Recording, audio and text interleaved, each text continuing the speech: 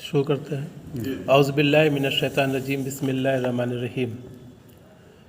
وَإِذَا سَأَلَكَ عِبَادِي أَنِّي فَإِنِّي قَرِيبٌ أُجِيبُ دَعْوَةَ الدَّاعِ إِذَا دَعَانِ فَلْيَسْتَجِیبُوا لِی وَلْیُؤْمِنُوا بِی لَعَلَّهُمْ یَرْشُدُونَ۔ یہ سورہ بقرہ کی 186 آیت ہے، اور اس سے پہلے رمضان کے روزوں کا ذکر ہے، اور اس کا ترجمہ اس طرح ہے۔ یہ تذکیر بالقرآن کے لیے میں نے یہ آیتیں چنی ہیں۔ اے نبی صلی اللہ علیہ وسلم، میرے بندے اگر تم سے میرے متعلق پوچھیں تو انہیں بتا دو کہ میں ان سے قریب ہی ہوں۔ پکارنے والا جب مجھے پکارتا ہے تو میں اس کی پکار سنتا اور جواب دیتا ہوں، لہٰذا انہیں چاہیے کہ میری دعوت پر لبیک کہیں اور مجھ پر ایمان لائیں۔ یہ بات تم انہیں سنا دو، شاید کو راہ راست پالیں۔ تو تذکیر بالقرآن میں اس آیت کو چنا گیا ہے۔ اصل میں یہ ہے کہ تحریک اسلامی کے لیے ضروری، کہ لوگوں کے لیے ضروری ہے کہ اللہ سے تعلق ان کا مضبوط ہونا چاہیے، اور اس تعلق اللہ سے تعلق مضبوط کرنے کے لیے میں نے اس آیت کو چنا ہے، اور اس میں بندہ سے جو پکارتا ہے اس کے بارے میں بات ہے، یعنی کہ دعا کے بارے میں بات ہے۔ اے نبی صلی اللہ علیہ وسلم، میرے بندے اگر تم سے میرے متعلق پوچھیں تو انہیں بتا دو کہ میں ان سے قریب ہی ہوں۔ یعنی کہ میرے بندے اگر تم سے پوچھیں، میرے متعلق پوچھیں تو جب بتا دو کہ میں ان سے قریب ہی ہوں۔ تو سوال یہاں پر نہیں آیا کہ سوال کیا تھا، کیا پوچھا گیا تھا جس کے جواب میں اللہ تعالیٰ نے کہا۔ تو سوال جو پیچھے کی باتیں اس سے اندازہ ہوتا ہے، وہ یہ تھا کہ بندہ جاننا چاہتا تھا کہ اللہ تعالیٰ سے ہم کیسے کنٹیکٹ کر سکتے ہیں، اللہ سے کیسے تعلق پیدا ہو سکتا ہے۔ اس سے پہلے جو آیتیں آئی ہیں وہ رمضان کے سلسلے میں، قرآن کے سلسلے میں آئی ہیں، یعنی کہ اللہ تعالیٰ نے اپنا کمیونیکیشن لوگوں کو دینے کے لیے، کہ اللہ تعالیٰ نے اپنی بات رکھنے کے لیے قرآن نازل کر دیا، کہ اللہ تعالیٰ نے یہ بتایا کہ یہ چیزیں ہیں جو ہم تم سے چاہتے ہیں۔ اب سوال یہ تھا کہ بندہ اگر چاہتا ہے اللہ تعالیٰ سے تو وہ کیسے کمیونیکیٹ کرے گا، اللہ تعالیٰ سے اپنی بات کیسے رکھے گا۔ تو اس کے جواب میں اللہ تعالیٰ نے یہ بات کہی ہے۔ اے نبی صلی اللہ علیہ وسلم، میرے بندے اگر تم سے میرے متعلق پوچھیں، یعنی اگر پوچھتے ہیں کہ اللہ تعالیٰ سے ہم کیسے کمیونیکیٹ کر سکتے ہیں، اللہ تعالیٰ سے ہم کیسے بات کر سکتے ہیں، اللہ تعالیٰ تک ہم اپنی بات کیسے پہنچا سکتے ہیں، تو اس کے جواب میں انہیں بتا دو کہ میں ان سے قریب ہی ہوں۔ تو یہ بتا دو کہ میں بہت دور نہیں ہوں، میں تم سے ان سے قریب ہی ہوں، ان کے پاس ہی ہوں۔ سوال یہ کہ ان سے کتنا قریب ہے، کیسے قریب ہے اللہ تعالیٰ۔ قرآن میں دوسری جگہ آیا ہے کہ میں انسان کے شہ رگ سے بھی قریب ہوں، یعنی کہ انسان کا شہ رگ جو ہے، جو سب سے خاص رگ ہے، جو سب سے نزدیک ہے اس سے بھی قریب ہے، یعنی کہ سب سے جو نیئرسٹ پوائنٹ ہو سکتا ہے انسان کے، اس کے پاس ہے، یعنی اللہ تعالیٰ ایک دم ساتھ میں موجود ہے کسی بھی انسان کے۔ تو یہ ایک تو بات یہ آئی کہ اللہ تعالیٰ دور نہیں، وہ پاس میں ہی ہے، اور ایسا نہیں کہ وہ آسمان میں ہے یا پھر اس کے تک وہ ڈائریکٹ نہیں سنتا ہے بلکہ کسی کے تھرو جاتا ہے، بلکہ کوئی بھی آدمی ڈائریکٹ اس سے کمیونیکیٹ کر سکتا ہے، اس لیے کہ وہ پاس ہی میں موجود ہے۔ پکارنے والا جب مجھے پکارتا ہے میں اس کی پکار سنتا اور جواب دیتا ہوں۔ پکارنے والا جب پکارتا ہے، جب اس کو آواز دیتا اللہ تعالیٰ کو، تو میں اس کی پکار سنتا اور جواب دیتا ہوں۔ تو اللہ تعالیٰ کہتے ہیں کہ میں اس کی پکار سنتا بھی ہوں اور جواب بھی دیتا ہوں۔ یعنی کہ ایک تو یہ ہے کہ اللہ تعالیٰ جو انسان پکارتا ہے، تو ایک تو یہ ہے کہ انسان کیسے پکارتا ہے اللہ تعالیٰ کو۔ اللہ تعالیٰ ظاہر ہے کہ انسان جب مصیبت میں ہوتا، پریشانی میں ہوتا، مشکلات میں ہوتا ہے تو پکارتا ہے، دعا کے ذریعے سے پکارتا ہے۔ ہم لوگ نماز کے ذریعے سے بھی اللہ کو پکارتے ہیں، ہم اس کی تسبیح کرتے ہیں تو بھی سمجھیے ایک طرح سے اللہ کی پکار ہے، ایک شکر کرتے ہیں وہ بھی اللہ کی پکار ہے، اگر ہم اللہ سے معافی مانگتے ہیں، استغفار کرتے ہیں وہ بھی اللہ کی پکار ہے۔ لیکن سب سے امپورٹنٹ چیز یہ ہے کہ اللہ کو جب مصیبت آتی، پریشانی آتی تو آدمی اللہ کو پکارتا ہے۔ تو پکارنے والا جب مجھے پکارتا ہے، جیسے کسی کو کوئی پریشانی میں مبتلا ہے، کہتا ہے اللہ تعالیٰ میری مدد کر، یا کوئی بہت مصیبت میں پھنس گیا، دیکھا کوئی راستہ نہیں ہے تو کہتا ہے کہ اللہ تعالیٰ میری مدد کی جائے، میرا ہیلپ کیا جائے۔ تو پکارنے والا جب مجھے پکارتا ہے میں اس کی پکار سنتا اور جواب دیتا ہوں۔ تو اللہ تعالیٰ کہہ رہے ہیں کہ میں اس کی پکار سنتا بھی ہوں اور جواب بھی دیتا ہوں۔ صرف پکار سنتا ہوں نہیں کہا گیا، بلکہ جواب بھی دیتا ہوں کہا گیا، یعنی کہ پکار سن کے خاموش نہیں ہو جاتا، بلکہ اس پر ایکشن بھی ہم لیتے ہیں، اس کا جو یہ ہونا چاہیے، اس کے بعد جو اس کا ایکشن ہونا چاہیے، اس پر جو کارروائی ہونی چاہیے وہ بھی میں کرتا ہوں۔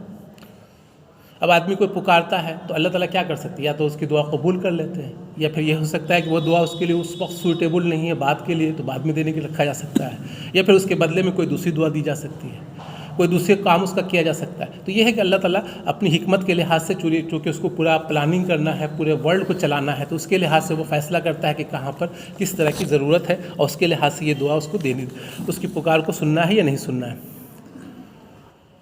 تو اللہ تعالیٰ یہ ہے کہ پکار سنتے بھی ہیں اور جواب بھی دیتے ہیں، جو جواب ہے اس کا وہ دیتے ہیں کہ کیا اس میں ہونا چاہیے۔ چنانچہ ہم دیکھتے ہیں کہ قرآن میں جگہ جگہ نبیوں نے جو یہ کیے ہیں، نبیوں نے جو دعائیں کی اس کا ذکر ہے۔ ابراہیم علیہ السلام نے اپنے بیٹے کے لیے دعا کی تھی کہ بڑھاپا میں بیٹا کے لیے، تو وہ دعا ان کی قبول ہوئی۔ اس کے بعد حضرت زکریا علیہ السلام کی دعا بھی ہوئی جو سورہ مریم میں آئی ہے، اے میرے رب میں تجھ سے دعا مانگ کر کبھی نامراد نہیں ہوا۔ اور پھر انہوں نے دعا کی تھی زکریا علیہ السلام نے کہ میرے لیے ایک بیٹے کی انہوں نے خواہش کی تھی، اور چنانچہ ان کو بھی یحییٰ علیہ السلام کی شکل میں ایک بیٹا ہوا۔ تو یہ ہم دیکھتے ہیں کہ اللہ تعالیٰ پکار سنتا اور جواب دیتا ہے، اور اس طرح سے بہت سارے نبیوں کا اگر ہم قرآن میں دیکھیں گے تو نبیوں کا ذکر ہے ون بائی ون کے جو ہے کس طرح سے اللہ تعالیٰ نے ان کی دعائیں قبول کی اور ان کی باتوں کو پورا کیا۔ ابھی میں دفتر میں ایک کتاب پڑھ رہا تھا، تو اس میں ایک کتاب ہے کہ دعاؤں کے قبولیت کے واقعات، تو انہوں نے بہت سارے کلیکشن، بہت سارے کم سے کم 25-30 کہانیاں لکھی ہیں کہ لوگوں نے دعا کیا اس کا قبول ہوا۔ اس میں بہت ساری کہانیاں ہیں، بہت دلچسپ بھی کہانی ہے۔ اس میں سے ایک کہانی کا یہ ہے کہ ایک آدمی وہ ریگستان میں تھا اور اس کا جو ہے چابی کھو گیا، اور بہت پریشان کہ چابی کدھر ملے گا، کہاں ملے گا، وہ ریگستان میں بہت مشکل کیسے کھوجا جائے گا۔ تو خیر اس نے اللہ تعالیٰ سے دعا کی، اللہ تعالیٰ میرا مسئلہ حل کر دے، چابی ہم کو مل جائے۔ تو چنانچہ وہاں تک کہتے ہیں کہ اس گروپ میں ایک آدمی تھا جس کے پاس موٹا چشمہ شیشے کا تھا، وہ بولا کہ ہم کو میرے چشمے پر کچھ عکس آ رہا لگتا ہے کہ کوئی چیز چمک رہی ہے، اور جب دیکھا گیا تو وہ چابی تھی۔ تو اس طرح سے اللہ تعالیٰ اس کی مدد کیا اس نے، اور وہ جو ہے ہیلپ ہو گیا۔ ہم اپنی زندگی میں بھی دیکھتے ہیں کہ بہت سارے معاملات میں جب ہم پریشان ہوتے ہیں، مشکلات میں ہوتے ہیں، تکلیف میں ہوتے ہیں، تو پھر اللہ تعالیٰ سے دعا کرتے ہیں اور ہماری مسئلہ حل ہو جاتا ہے۔ دعا کو عبادت بھی کہا گیا ہے۔ دعا عبادت اس لیے ہے کہ عبادت کا مطلب ہوتا ہے کہ اللہ تعالیٰ سے اپنی بات رکھنا، اللہ تعالیٰ کو اپنے خوش کرنا یا اللہ تعالیٰ کو یاد کرنا۔ تو یہ جو ہے دعا میں جو ہے آدمی اللہ تعالیٰ کو یاد کرتا ہے، اس لیے وہ عبادت بھی ہے۔ دعا کی اہمیت کے سلسلے میں کئی احادیث بھی ہیں، ایک دو حدیثیں یہاں پہ پیش کی جا رہی ہیں۔ حضرت نعمان بن بشیر رضی اللہ عنہ کہتے ہیں رسول اللہ صلی اللہ علیہ وسلم نے فرمایا، دعا ہی عبادت ہے۔ پھر آپ نے یہ آیت پڑھی، تمہارا رب کہتا ہے مجھ سے مانگو میں تمہاری دعا قبول کروں گا۔ احمد، ترمذی، نسائی، ابن ماجہ، یعنی کہ دعا ہی عبادت ہے اور تم مجھ سے دعا مانگو میں تمہاری دعا قبول کروں گا۔ پھر اس کے بعد ایک اور حدیث ہے، حضرت ابو ہریرہ رضی اللہ عنہ کہتے ہیں رسول اللہ صلی اللہ علیہ وسلم نے فرمایا، اللہ کے نزدیک دعا سے زیادہ عظمت والا کوئی عمل نہیں ہے، یعنی کہ دعا سے بہتر عمل کوئی نہیں ہے۔ اب اس میں اگر غور کیا جائے تو بات یہ ہے کہ اصل میں دعا میں آدمی ڈائریکٹ اللہ تعالیٰ سے اپنی بات رکھتا ہے اور اپنا دل سے جو ہے وہ اس کی باتیں نکلتی ہیں۔ تو ظاہر ہے کہ ابھی اگر وہ تسبیح پڑھتا ہے تو کئی بار ایسا ہوتا ہے کہ تسبیح جو ہم لوگ پڑھتے ہیں تو کئی بار ہم لوگ کو میننگ بھی نہیں معلوم ہوتا کہ ہم کیا پڑھ رہے ہیں، نماز بھی پڑھتے ہیں تو اس میں پتہ نہیں چلتا، لیکن دعا میں جو ہے جب دل سے دعا نکلتی ہے تو آدمی دل سے وہ باتیں کہتا ہے تو پھر اللہ تعالیٰ کے ہاں وہ پسندیدہ عمل ہوتا ہے۔ دعا سے تقدیر بدل جاتی ہے۔ حضرت سلمان فارسی رضی اللہ عنہ کہتے ہیں رسول اللہ صلی اللہ علیہ وسلم نے فرمایا، تقدیر کو دعا کے علاوہ کوئی چیز نہیں بدلتی، عمر میں نیکی کے علاوہ کوئی چیز اضافہ نہیں کر سکتی۔ اسے ترمذی نے روایت کیا ہے۔ یعنی یہ ہے کہ آدمی دعا سے آدمی کا جو بھی ہے وہ اس کی جو مشکل چیزیں ہیں وہ بدل کر کے اچھی حالت بدل ہو سکتی ہے۔ حضرت عبداللہ ابن عمر رضی اللہ عنہ کہتے ہیں رسول اللہ صلی اللہ علیہ وسلم نے فرمایا، دعا نازل شدہ آفات اور جو ابھی نازل نہیں ہوئی ہیں سب کے لیے نفع بخش ہیں، لہٰذا اے اللہ کے بندو دعا ضرور کیا کرو۔ اسے ترمذی نے روایت کیا ہے۔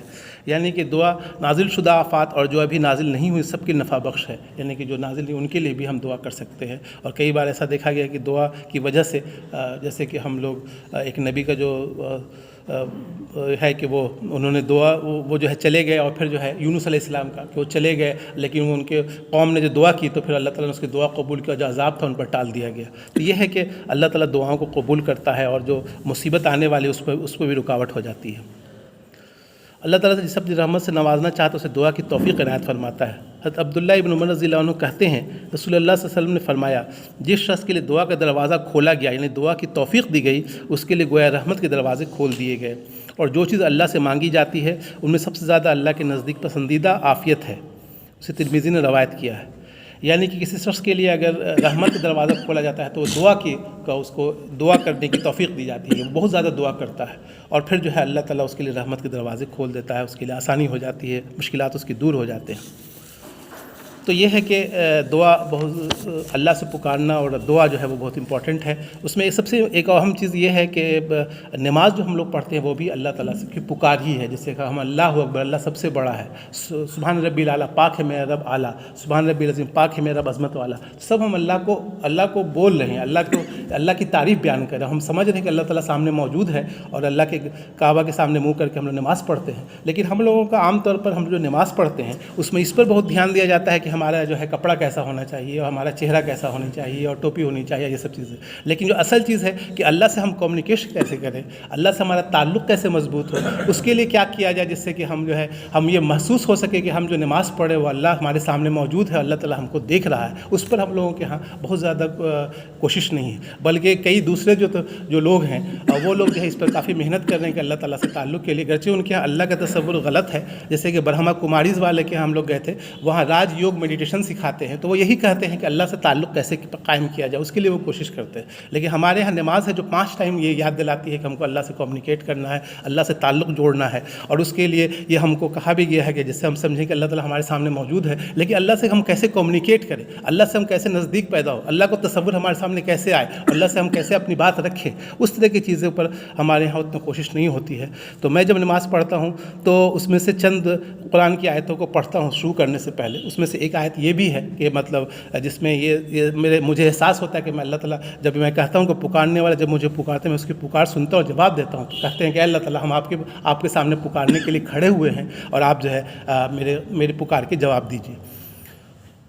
اس کے علاوہ میں ایک آیت اور پڑھتا ہوں, فذکرونی اذکرکم واشکروا ولا تکفرون, تم مجھے یاد رکھو میں تمہیں یاد رکھوں گا. اللہ تعالیٰ ہم آپ کو یاد کر رہے ہیں اور آپ کا شکر ادا کر رہے ہیں, آپ کا کفر نہیں کر رہے ہیں. تو اگر ہم بندے یاد کرتا ہے اللہ تعالیٰ کو, تو اللہ تعالیٰ بھی یاد کرتے ہیں. تو ہماری نماز ایسی ہونی چاہیے جیسے کہ ہم اللہ سے کمیونیکیٹ کر رہے ہیں. تو یہاں پر جو بات آ رہی ہے کہ اس کی پکار سنتا اور جواب دیتا ہوں, لہٰذا انہیں چاہیے کہ میری دعوت پر لبیک کہیں. جب یہ بات ہے کہ اللہ تعالیٰ پکار سننے والا, جواب دینے والا ہے, ہمارے مسائل کا حل کرنے والا ہے, ہمارے دکھ درد کو دور کرنے والا ہے, ہماری پریشانیوں کو دور کرنے والا ہے, تو پھر میری دعوت پر لبیک کہیں, میری بات مانیں, مجھ پر ایمان لائیں. یعنی کہ اللہ تعالیٰ کی بات کو مانی, اسی کو مانی. کسی اور کے پاس کیوں جا رہے ہیں آپ, کسی اور کے آگے کیوں جھک رہے ہیں, کسی کے اور سے کیوں مانگ رہے ہیں, بلکہ اللہ تعالیٰ سے مانگیے. یہ بات تم انہیں سنا دو, شاید کہ وہ راہ راست پا لیں. یعنی یہ بات ان کو بتا دو, ہو سکتا ہے کہ اگر وہ سمجھیں گے ان چیزوں کو تو پھر وہ راہ راست پا لیں گے, صحیح راستہ پا لیں گے. تو یہ قرآن کی آیت تھی جو سورہ بقرہ کی. اس میں جو ہمارے لیے سبق ہے وہ یہ ہے کہ ہم جو ہے اس آیت کو یاد کر لیں, بار بار پڑھیں اور یہ ذہن میں رکھیں کہ اللہ تعالیٰ ہمارے نزدیک ہے, قریب ہی ہے. اس کی آیت کو ہم پھر ایک بار ترجمہ پڑھ رہے ہیں, اے نبی میرے بندے اگر تم سے میرے متعلق پوچھیں تو انہیں بتا دو کہ میں ان سے قریب ہی ہوں. اللہ تعالیٰ قریب ہی ہے. پکارنے والا جب مجھے پکارتا ہے میں اس کی پکار سنتا اور جواب دیتا ہوں, لہٰذا انہیں چاہیے کہ میری دعوت پر لبیک کہیں اور مجھ پر ایمان لائیں. یہ بات تم انہیں سنا دو, شاید کہ وہ راہ راست پا لیں. تو یہ سبق ہے ہمارے لیے کہ اس میں کہ ہم جو ہے اللہ کو زیادہ زیادہ پکاریں اور زیادہ زیادہ دعا کریں, اور اگر اللہ تعالیٰ دعا ہماری قبول نہیں بھی کرتا ہے تو اس کے بدلے میں کوئی دوسری چیز دے دیتا ہے, یا پھر وہ ثواب ہوتا ہے اور جو ہمارے کھاتے میں جوڑا جاتا ہے. اور اللہ تعالیٰ سے ہی ہم مانگیں, کسی اور سے مانگنے کی ضرورت نہیں, جب اللہ تعالیٰ ہمارے مسائل کو حل کرنے والا ہے. اور ہم دیکھتے بھی ہیں کہ بہت سارے نبیوں کی کہانیاں ہیں کہ انہوں نے نبیوں کے واقعات ہیں, کس طرح نبیوں کے جو مسائل تھے وہ حل ہوئے اللہ تعالیٰ کے. اور ایک ناممکن کام, جیسے کہ ابراہیم علیہ السلام کے واقعے ملتا ہے. ابراہیم علیہ السلام کی عمر روایتوں میں آتا ہے کہ 100 سال قریب تھے, ان کی وائف کی عمر 99 سال قریب تھی, اس وقت ان کو بیٹا ہوا. تو یہ ہے کہ اللہ تعالیٰ ناممکن کام کو بھی ممکن, جو ہماری نظر میں ناممکن ہے کہ اللہ تعالیٰ کے لیے ناممکن نہیں, وہ مسائل بھی حل کر سکتے ہیں. اللہ تعالیٰ سے دعا ہے کہ وہ ہمیں زیادہ زیادہ اس سے کنٹیکٹ کرنے کی, پکارنے کی توفیق عطا فرمائے, ہماری نمازوں کو بہتر بنائے. واخر دعوانا الحمدللہ رب العالمین.